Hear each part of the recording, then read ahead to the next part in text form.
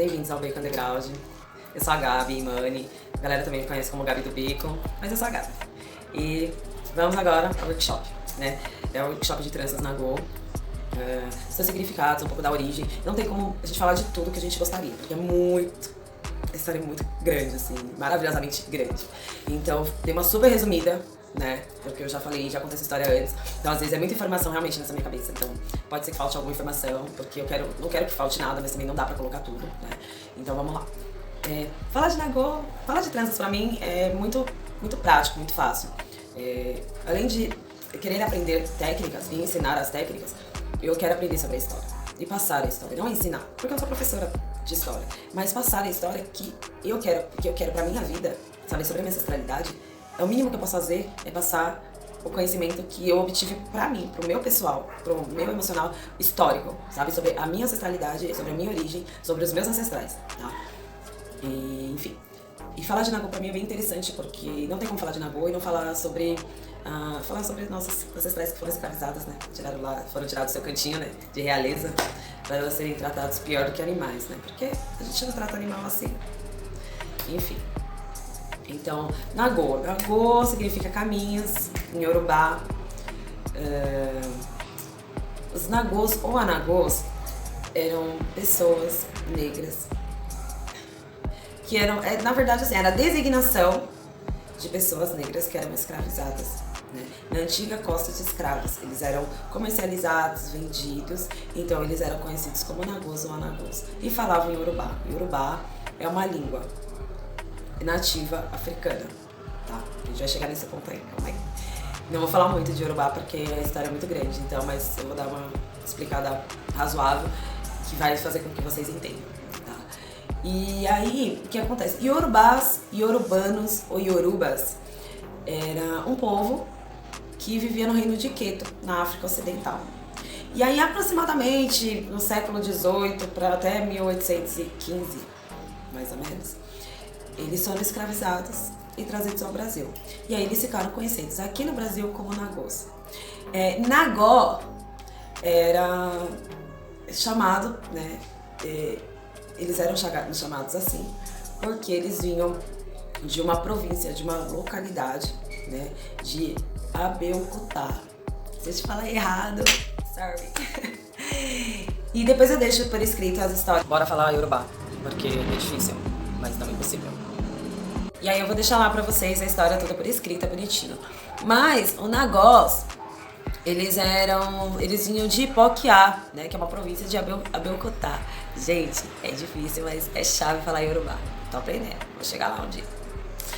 Enfim, e aí teve uma pesquisa feita por volta de 2010, 2012, que 30 milhões de pessoas na África Ocidental fazem parte desse grupo linguístico étnico. Gente, não é grupo linguístico, e não é étnico, é língua, idioma, Yorubá, tá? E eu acho que a segunda língua mais falada na Nigéria é Yorubá também. 21% da população fala Yorubá, né?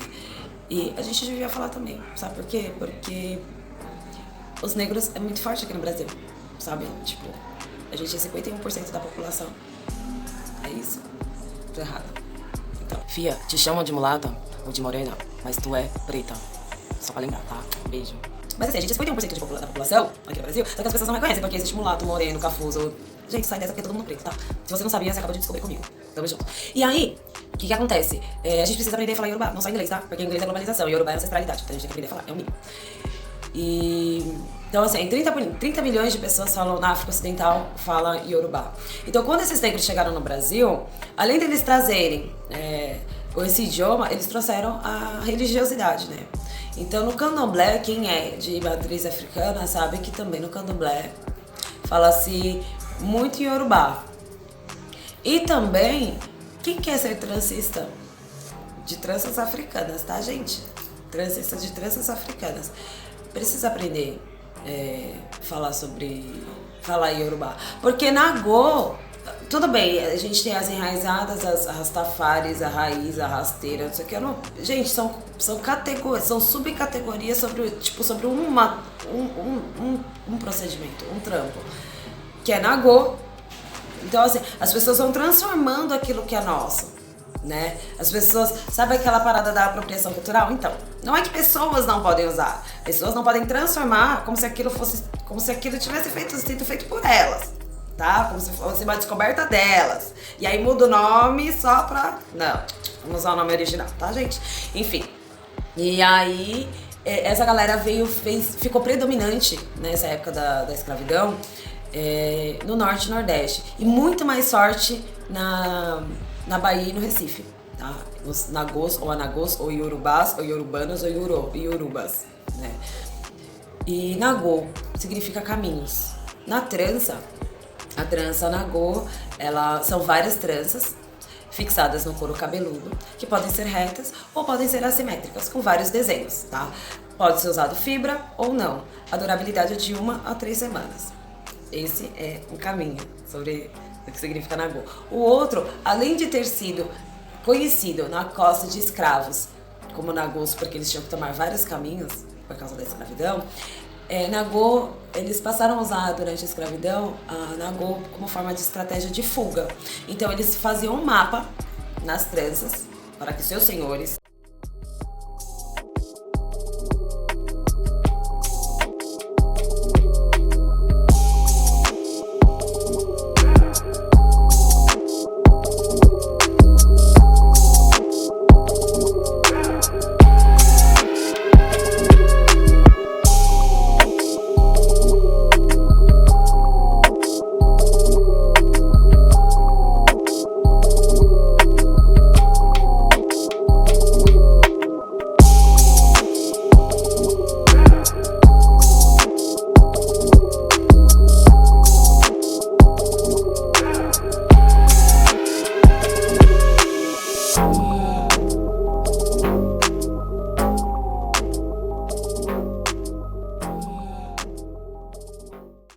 para que seus senhores não pudessem saber que eles estavam criando uma rota de fuga, né? Que eles estavam criando uma rota de fuga. Então eles trançavam esses caminhos nas tranças, né? Para que poderem se comunicar, entendeu?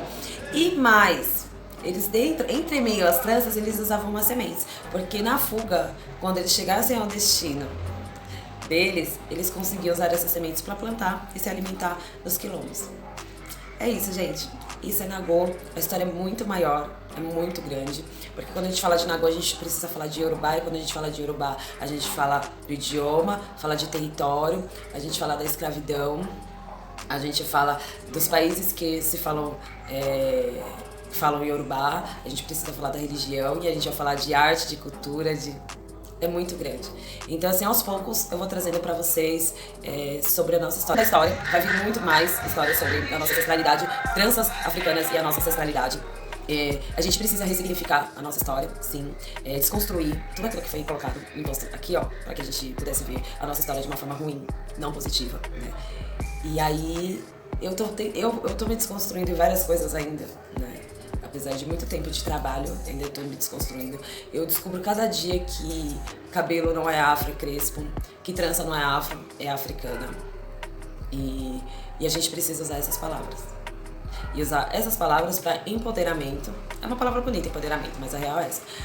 O empoderamento e para a gente poder se unir, né? Acreditar que a nossa história contada de forma natural é importante, né? Não forçada. O pessoal fala, vocês são vítimas, é muita militância. Eu acho que tem que ser militância, porque, meu bem, se não precisasse ser militância, a gente não ia conseguir falar da nossa história, porque a gente deixar pessoas brancas contar a nossa história, que aprenderam na escola porque outras pessoas brancas contaram, entendeu?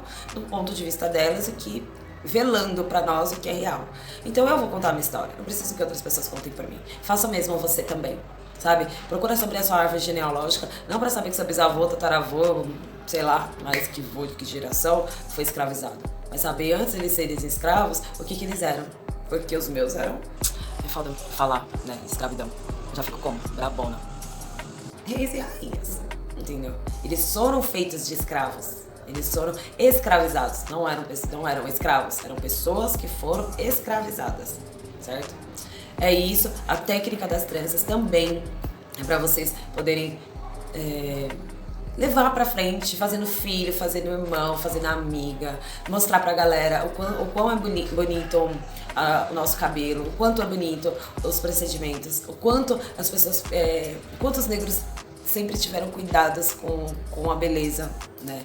Porque a beleza não vem só, a beleza não é superficial e não é só aparência. A beleza das tranças e acessórios e tal é pela história. Né? Sempre tem um lugar, uma história, um momento, tem tudo que deixa ainda mais bonito. Entenderam? E acompanhem as técnicas sempre. Quem tiver dúvida pode chamar. No direct é meio complicado, mas se vocês verem que não tá conseguindo falar comigo no direct, vai lá no link da bio do Beco Underground, tá lá o link do WhatsApp, me chama, mandem ideias, sabe? Mandem temas, pergunte o que vocês quiserem, que eu tô aí pra isso, entendeu? Tem muita coisa que eu não sei mesmo, mas eu vou procurar saber, porque faz parte não saber e obter informação, obter conhecimento, buscar pela nossa história e passar pra outras pessoas. Não guardem pra vocês não, passem pra galera, tá? Vai contando a história de vocês. Se faltar alguma coisa, me perdoem, porque a história é muito grande, como eu já havia dito, é muita coisa, então não dá pra colocar tudo, né? Então pode ser que alguma informação tenha se perdido, mas basicamente eu passei o básico, porque senão eu ia ficar aqui horas falando, que pra mim não teria problema nenhum ficar horas falando sobre a nossa história, falando sobre a Nagô.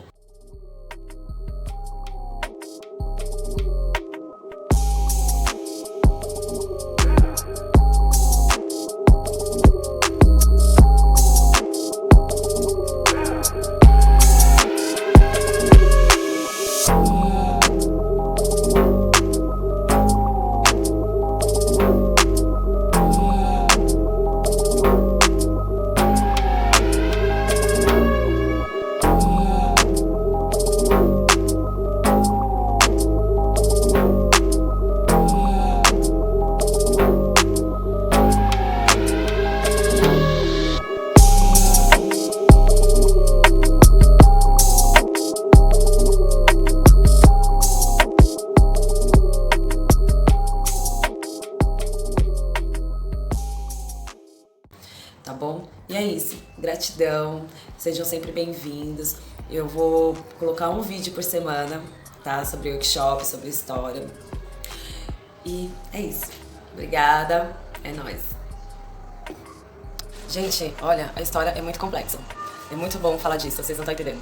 Gravei umas 1000 vezes esses vídeos pra poder falar pra vocês de uma forma muito clara e não me perder na história, porque a história é muito grande. Mas é muito bom.